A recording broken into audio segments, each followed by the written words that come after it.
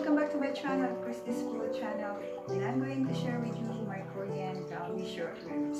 And I'll be making my own Galbi sauce, and this is amazing sauce. So let's get started. So these are short ribs. The first thing I have to have inside is side ribs.